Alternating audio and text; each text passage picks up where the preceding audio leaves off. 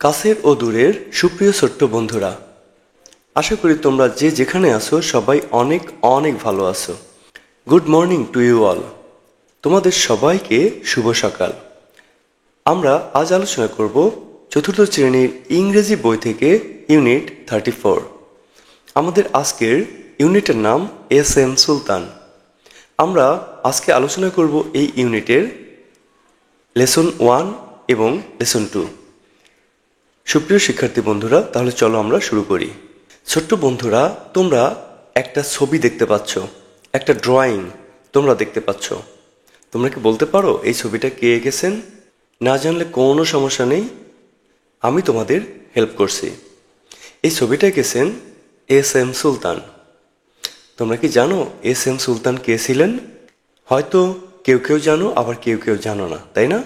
কোনো সমস্যা নেই, আমি আজকে তোমাদের সাথে এই এস এম সুলতান সম্পর্কেই আলোচনা করব। তোমরা নিশ্চয়ই বই খুলেছ।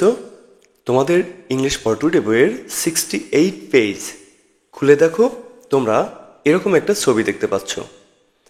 এই যে ছবিটা দেখতে পাচ্ছ, এই ছবিটা তোমরা নিশ্চয়ই জানো যে এটা হলো এস এম সুলতানের ছবি। এস এম সুলতান কে ছিলেন, তিনি কি করতেন, তিনি কেন বিখ্যাত, আমরা সবই আজকের আলোচনায় দেখব। তোমরা শুরুতেই দেখো অ্যাক্টিভিটি এ। অ্যাক্টিভিটি এতে বলেছে লুক, রিড অ্যান্ড সে। দেখো, পড়ো এবং বলো। S M Sultan is a famous painter of our country. S M Sultan আমাদের দেশের একজন বিখ্যাত চিত্রশিল্পী। ফেমাস মানে বিখ্যাত, আর পেইন্টার মানে চিত্রশিল্পী, কান্ট্রি মানে দেশ। এস এম সুলতান আমাদের দেশের একজন বিখ্যাত চিত্রশিল্পী। He was born in Narail. He was born in Narail in 1923। সে বা তিনি জন্মগ্রহণ করেছিলেন নড়াইলে 1923 সালে। তিনি 1923 সালে নড়াইলে জন্মগ্রহণ করেছিলেন। বর্ন মানে জন্মগ্রহণ করেছেন বা করেছিলেন, আর নড়াইল একটা জায়গার নাম, তোমরা জানো একটা জেলার নাম হচ্ছে Narail. His family didn't have a lot of money. তার পরিবারের খুব বেশি টাকা পয়সা ছিল না, মানে তারা খুব ধনী ছিলেন না। দেখো, ফ্যামিলি মানে পরিবার, হ্যাভ মানে থাকা, আর এ লট অফ মানে অনেক, মানি মানে টাকা পয়সা। তার পরিবারের অনেক বেশি টাকা পয়সা ছিল না। Sultan went to school for 5 years, but then he went to work with his father. Sultan 5 বছর স্কুলে গিয়েছিলেন, তারপরে তিনি কাজে যোগ দেন তার পিতার সাথে। ওয়েন্ট, ওয়েন্ট মানে হলো গিয়েছিলেন, গো এর পাস্ট ফর্ম হলো ওয়েন্ট। স্কুল মানে তো বিদ্যালয়, তোমরা আগেই শিখেছো। ইয়ার্স মানে বছর, এটাও আগেই শিখেছো। বাট মানে হলো কিন্তু, দেন মানে তারপর অথবা তখন, ওয়ার্ক মানে কাজ করা, আর ফাদার মানে পিতা, তোমরা সবাই জানো। তাহলে এই বাক্যটার অর্থ হলো তিনি 5 বছর স্কুলে গিয়েছিলেন, কিন্তু তারপরে তিনি কাজে চলে যান তার পিতার সাথে। As a child Sultan loved to draw. শিশু হিসেবে সুলতান পছন্দ করতেন ছবি আঁকতে। চাইল্ড মানে শিশু, লাভড মানে পছন্দ করতেন, ড্র মানে ছবি আঁকা। শিশু হিসেবে তিনি পছন্দ করতেন ছবি আঁকতে। হি drew pictures of buildings and other things. তিনি ছবি আঁকতেন দালান কোঠা এবং অন্যান্য জিনিসের। ড্রিউ এটা হলো ড্র, DRAW, এটার পাস্ট ফর্ম ড্রিউ, মানে আঁকতেন। পিকচার্স মানে ছবি, বিল্ডিং মানে দালান কোঠা, আদার মানে অন্য, আর থিংস মানে বস্তু, অন্য বস্তু, other things. He wanted to study at Kolkata Art College, but his family didn't have the money. তিনি চেয়েছিলেন কলকাতা আর্ট কলেজে পড়তে, কিন্তু তার ফ্যামিলির মানে তার পরিবারের এত টাকা পয়সা ছিল না। দেখো, ওয়ান্ট মানে চাওয়া, ওয়ান্টেড মানে চেয়েছিলেন। ওয়ান্ট এর পাস্ট ফর্ম হলো ওয়ান্টেড। স্টাডি মানে লেখাপড়া করা। আর কলকাতা হলো একটা শহরের নাম। ভারতের পশ্চিমবঙ্গের একটা শহরের নাম হলো কলকাতা। কলকাতা আর্ট কলেজ, ওখানে একটা আর্ট কলেজ আছে, সেখানকার এই কলেজের নাম কলকাতা আর্ট কলেজ। বাট মানে হলো কিন্তু, মানি মানে টাকা পয়সা আগেই বলেছি। In 1938 he got the money and he went two Kolkata art college. 1938 সালে তিনি টাকা পান এবং তিনি কলকাতা আর্ট কলেজে যান। গট এটা হলো গেটের জিইটি, গেট এর পাস্ট ফর্ম। গেট মানে পাওয়া, গট মানে পেয়েছিলেন। এর পরের বাক্য দেখো, he stayed there for 3 years and then he left. তিনি সেখানে অবস্থান করেছিলেন বা থেকেছিলেন 3 বছর এবং তারপরে চলে এসেছিলেন, সেটি ত্যাগ করেছিলেন। স্টে মানে হলো থাকা বা অবস্থান করা, তার পাস্ট ফর্ম হলো স্টেইড মানে থেকেছিলেন। দেয়ার মানে সেখানে, 3 মানে 3, ইয়ার্স মানে বছর, লেফট মানে ত্যাগ করেছিলেন। লিভ LEAVE, লিভ এর পাস্ট ফর্ম হলো লেফট মানে তিনি ছেড়ে দিয়েছিলেন বা ত্যাগ করেছিলেন। তাহলে এই বাক্যটার অর্থ এরকম যে তিনি সেখানে 3 বছর ছিলেন, তারপরে তিনি ছেড়ে দেন। অর্থাৎ তিনি সেখানে 3 বছর লেখাপড়া করেছিলেন এবং তারপরে তিনি লেখাপড়া বাদ দেন, সেখানে লেখাপড়া ছেড়ে দেন। হি traveled around Asia and Europe and painted rivers, trees and villages and its people.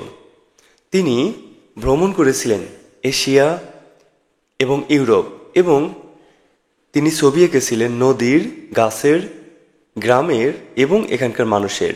দেখো, ট্রাভেলড মানে ভ্রমণ করেছিলেন। ট্রাভেল মানে ঘুরে বেড়ানো বা ভ্রমণ করা। ট্রাভেলড এটা হলো ট্রাভেলের পাস্ট ফর্ম। অ্যারাউন্ড মানে চারদিকে। এশিয়া এটা মহাদেশের নাম, ইউরোপ এটাও মহাদেশের নাম। পেইন্ট মানে অঙ্কন করা, আর পেইন্টেড মানে এঁকেছিলেন, এটা হলো পেইন্ট এর পাস্ট ফর্ম। রিভার্স মানে নদী, ট্রিজ মানে গাছপালা, ভিলেজেস মানে গ্রাম, পিপল মানে লোকজন। দেন হি কেম ব্যাক টু বাংলাদেশ, তারপরে তিনি বাংলাদেশে ফেরত আসেন।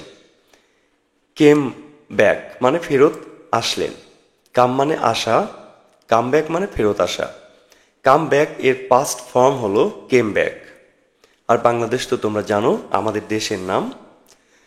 তারপরের লাইন দেখো, he painted pictures of the farmers and fishermen of Bangladesh. তিনি আঁকতেন বাংলাদেশের কৃষকের ছবি, জেলেদের ছবি। পেইন্টেড মানে আঁকতেন, আর পিকচার্স মানে তো ছবি আগেই জানো। ফার্মার্স হলো কৃষক, ফিশারমেন মানে যারা মাছ ধরে, জেলে। তিনি বাংলাদেশের কৃষক এবং জেলেদের ছবি আঁকতেন। তোমরা এখানে একটা ছবি দেখতে পাচ্ছ, জেলেরা মাছ ধরছে। আমরা আগেই কিন্তু জেনেছি যে তিনি জেলেদের এবং কৃষকদের ছবি এঁকেছেন। এগুলো হলো জেলেরা মাছ ধরছে এবং সেই ছবি তিনি এঁকেছেন। এবার দেখো তার পরের line, people around the world know about Sultan and his paintings. সারা পৃথিবীর লোক এই সুলতান মাহমুদের কথা জানে এবং তার পেইন্টিংস মানে ছবির কথা জানে। সারা পৃথিবীর লোক তাকে চেনে অথবা তাকে জানে এবং তার পেইন্টিংস মানে তার অঙ্কন করা ছবি সম্পর্কে জানে। ওয়ার্ল্ড মানে পৃথিবী, অ্যারাউন্ড মানে চারদিকে, নো মানে চেনা বা জানা, পেইন্টিংস মানে ছবি মানে অঙ্কন করা ছবি। He exhibited his paintings along with the famous painters Pablo Picasso and Salvador Dali. তিনি পৃথিবীর বিখ্যাত বিখ্যাত পেইন্টারদের সাথে তার ছবি প্রদর্শনী করেছেন। এই বিখ্যাত পেইন্টারদের মধ্যে রয়েছেন পাবলো পিকাসো এবং সালভাদোর ডালি। তিনি এনাদের যে এক্সিবিশন হয়েছে সেখানে এদের সাথে এই SM সুলতানের ছবিও এক্সিবিশনে স্থান পেয়েছে। এক্সিবিট মানে হলো জনসমক্ষে সবাইকে দেখানো, দেখানো হলো এক্সিবিট, তার পাস্ট টেন্স হলো এক্সিবিটেড। অ্যালং উইথ মানে হলো সাথে। ফেমাস মানে আগেই বলেছিলাম বিখ্যাত।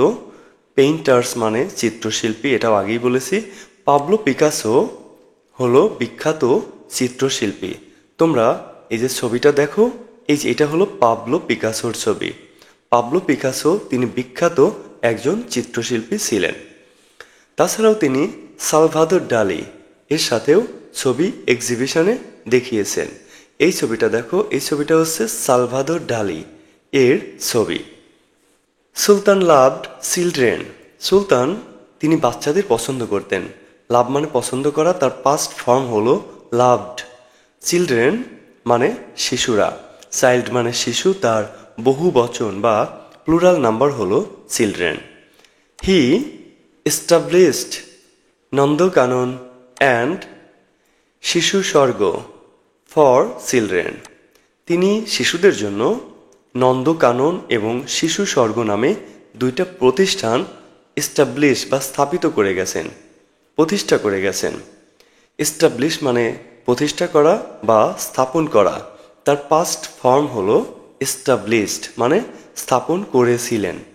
নন্দকানন এটা একটা প্রতিষ্ঠানের নাম, শিশু স্বর্গ এটাও প্রতিষ্ঠানের নাম, তোমরা ছবিতে দেখতে পেলে। There they could get some education and learn painting.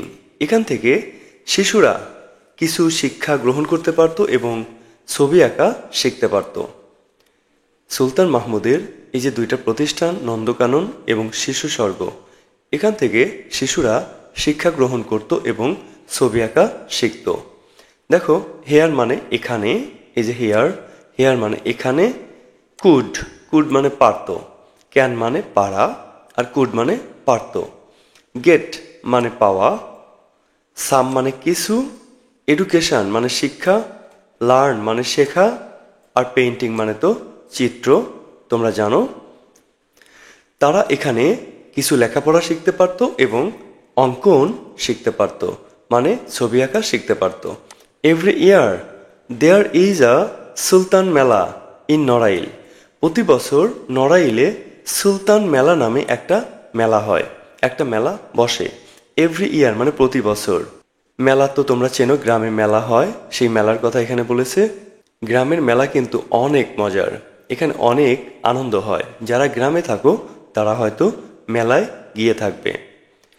তার পরের লাইন খেয়াল করো, he died in 1994 at a hospital in Jessore. তিনি মারা যান 1994 সালে যশোরের একটা হাসপাতালে। ডাই মানে মারা যাওয়া, তার পাস্ট ফর্ম হলো ডাইড। হসপিটাল মানে হাসপাতাল, আমরা হাসপাতাল সবাই চিনি, তাই না? আর যশোর এটা হলো বাংলাদেশের দক্ষিণ দিকে অবস্থিত একটা জেলা, যশোর জেলা। এখানকার একটা হাসপাতালে তিনি মারা যান 1994 সালে।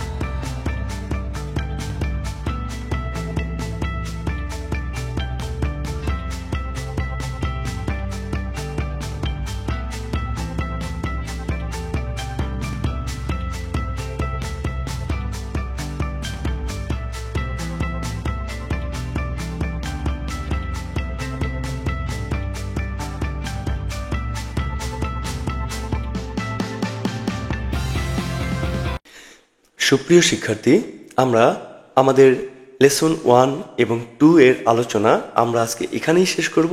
আমাদের পরবর্তী পার্টে আমরা এস এম সুলতানের লেসন 3, 4 এবং 5 নিয়ে আলোচনা করব। একই সাথে আমরা পরীক্ষায় আসার মতো কিছু গুরুত্বপূর্ণ জিনিস নিয়েও আলোচনা করব। তো সে পর্যন্ত তোমরা সবাই অনেক অনেক ভালো থেকো আর লাইক, কমেন্ট এবং শেয়ার করে আমাদের সাথেই থেকো।